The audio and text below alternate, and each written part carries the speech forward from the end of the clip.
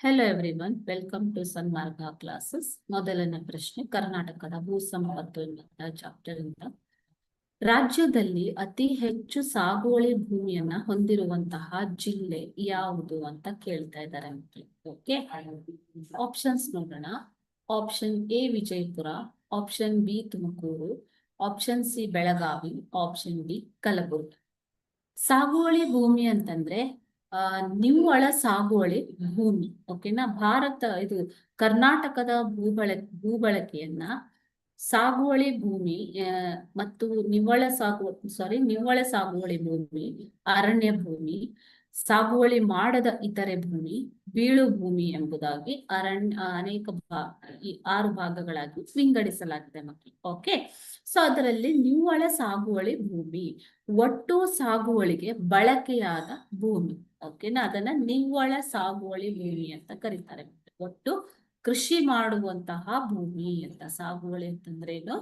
ಕೃಷಿ ಮಾಡುವಂತಹ ಭೂಮಿ, ನಿವ್ವಳ ಸಾಗುವಳಿ ಭೂಮಿ. ಓಕೆ, ಸೊ ಇಲ್ಲಿ ಇದು ಕೂಡ ಕರ್ನಾಟಕದಲ್ಲಿ ಎಲ್ಲ ಭಾಗಗಳಲ್ಲಿ ಒಂದೇ ರೀತಿಯಾಗಿ ಹಂಚಿಕೆಯಾಗಿದೆ.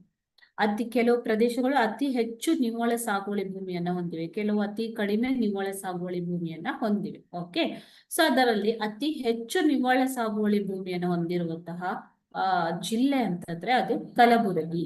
ಕಲಬುರಗಿ ರಾಜ್ಯದಲ್ಲೇ ಅತಿ ಹೆಚ್ಚು ಸಾಗುವಳಿಯನ್ನ ಹೊಂದಿದೆ.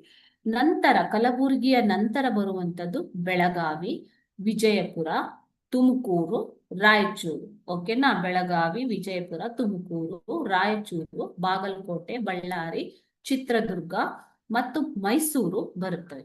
ಸೊ ತೀವ್ರ ನಗರೀಕರಣದಿಂದಾಗಿ ಬೆಂಗಳೂರು ನಗರ ಜಿಲ್ಲೆ ಅತಿ ಕನಿಷ್ಠ ಸಾಗುವಳಿಯನ್ನ ಹೊಂದಿರುವಂಥದ್ದು. ಬೆಂಗಳೂರು ನಗರ ಜಿಲ್ಲೆ ಇದು ಅತಿಯಾದ ನಗರೀಕರಣದಿಂದಾಗಿ ಕನಿಷ್ಠ ಸಾಗುವಳಿ ಭೂಮಿಯನ್ನ ಹೊಂದಿದೆ ಮಕ್ಕಳಿಗೆ. ಓಕೆನಾ.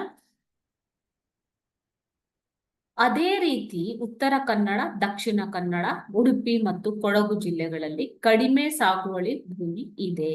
ಓಕೆ, ಸೊ ಕಲಬುರಗಿ ಅತಿ ಹೆಚ್ಚು ಸಾಗುವಳಿ ಭೂಮಿಯನ್ನ ಹೊಂದಿರುವಂತಹ ಜಿಲ್ಲೆ. Thank you.